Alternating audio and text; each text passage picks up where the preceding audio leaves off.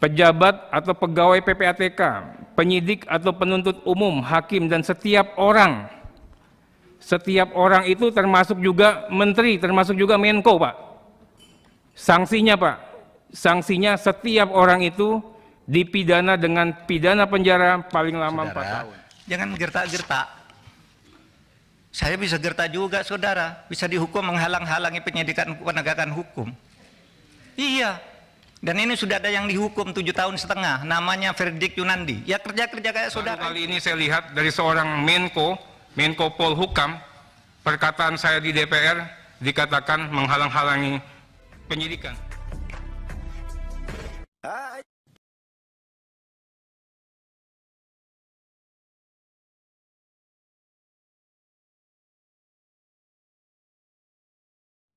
Ya, tadi sudah ada penjelasan dan kami percaya. Tapi yang bagiannya yang ngebocorin berarti bukan Pak Ivan, kan?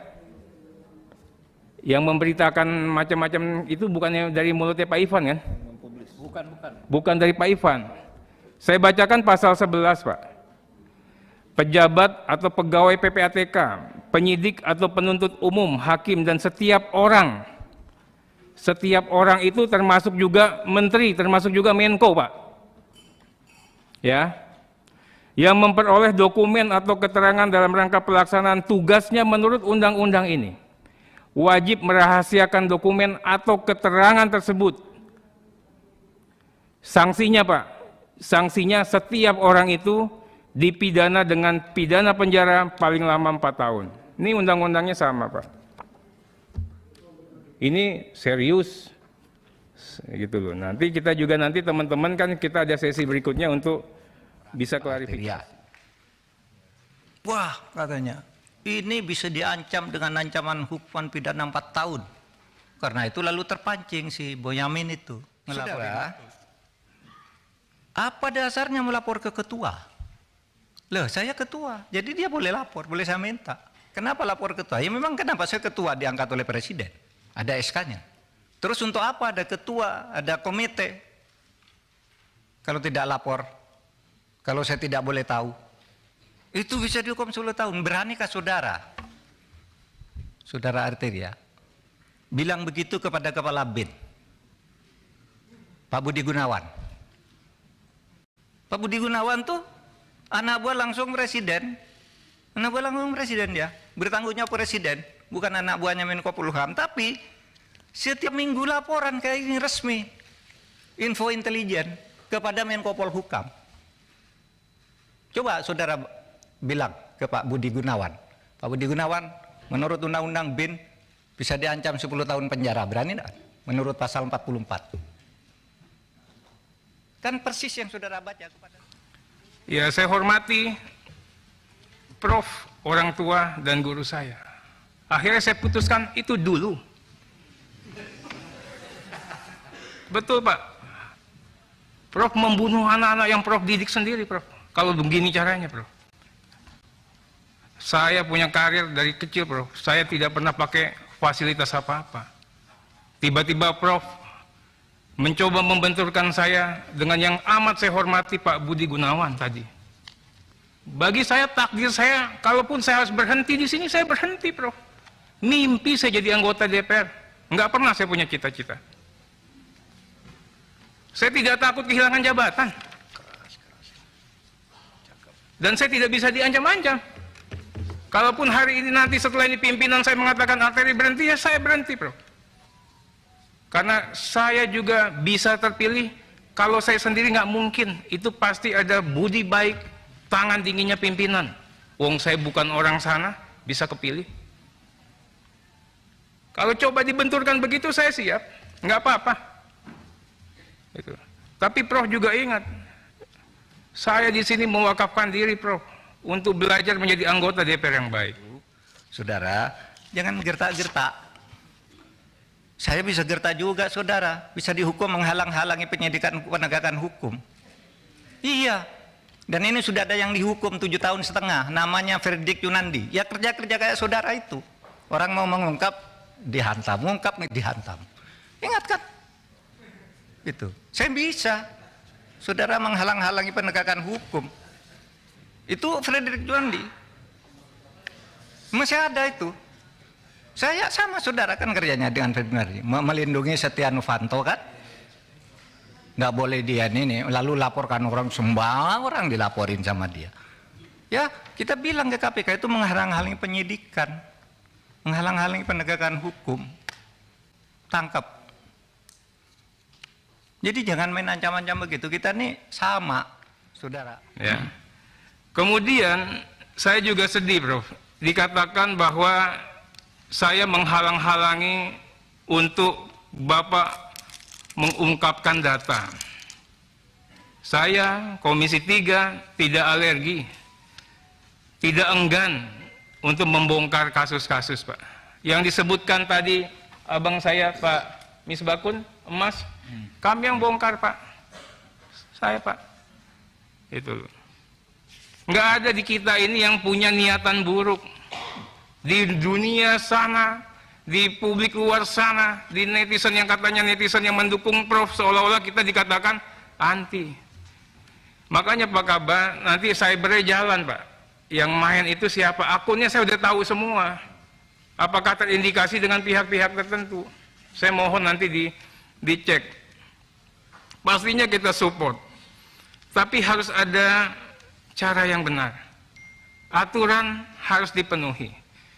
Sekalipun harus dipenuhi, ada adab dan etika bernegara, Pak. Yang harus kita hormati.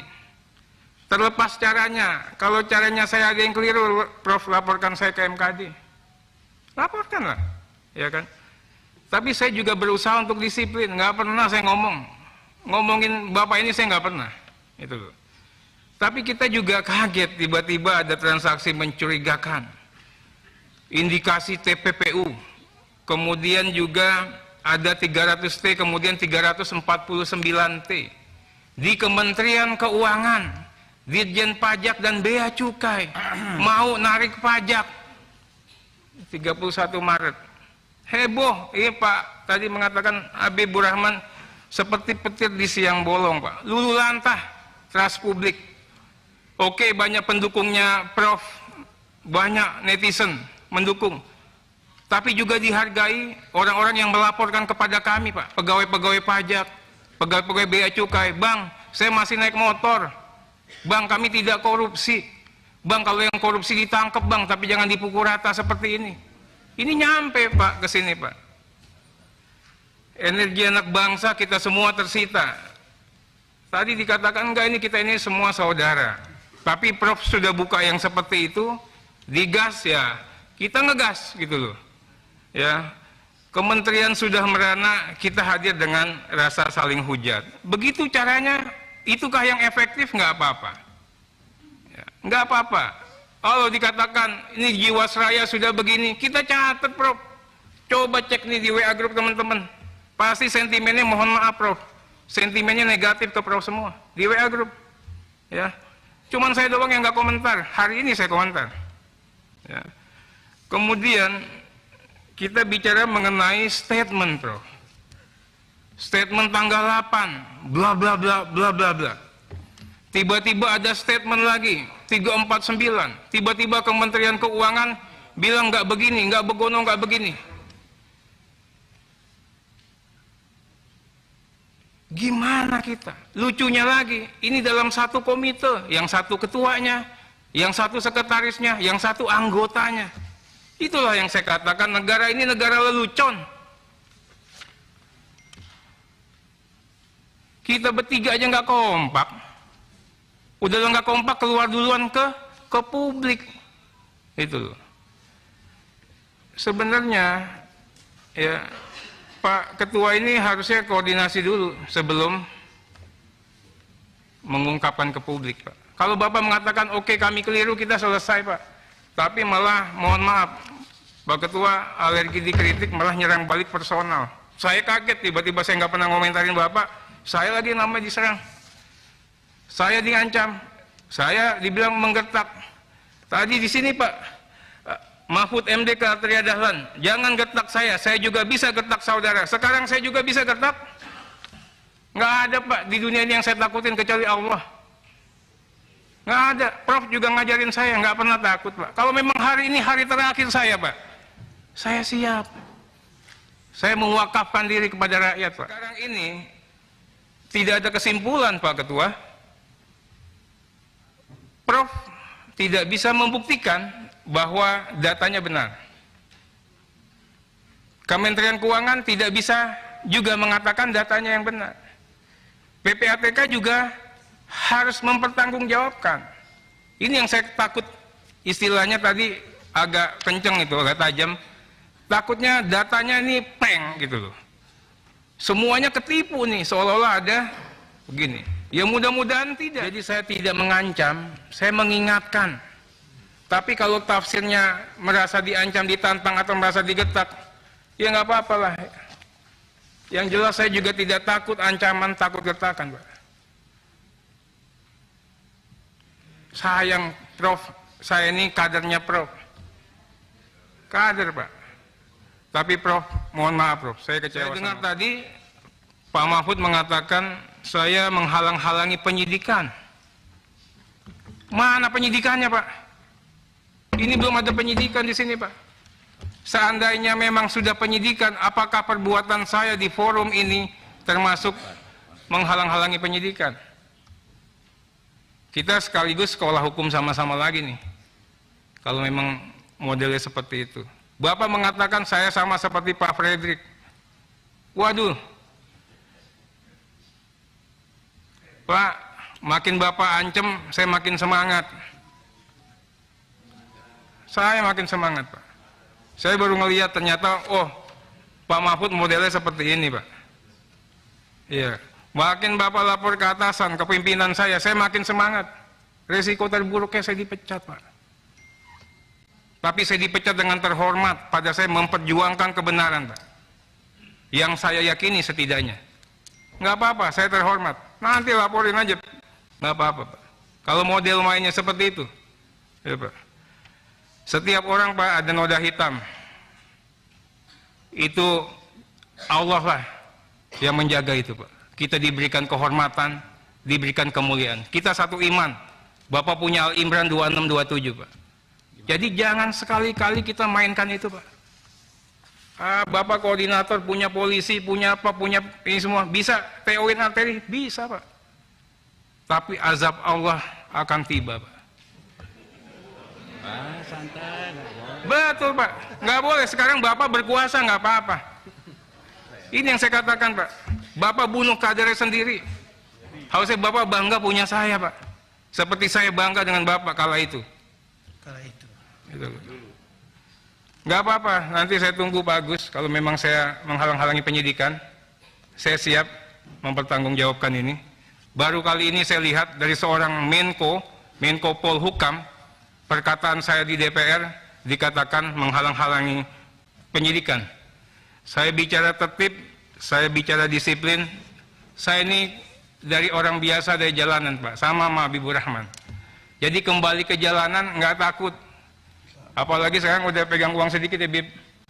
Dulu aja kita nggak punya duit, dikejar-kejar orang berani, Pak. Miskin udah di tangan. Ya. Dulu, Pak, dikejar-kejar orang berani, nggak punya kekuasaan, Pak. Masuk Jakarta. Kalau sekarang mau Bapak ancam kayak gimana, insya Allah, Pak, saya istiqomah untuk tidak takut. Ya, Pak, ya. Semoga Bapak bisa buktikan 349 ini, dan saya tunggu jawabannya. Terima kasih. Wassalamualaikum warahmatullahi wabarakatuh.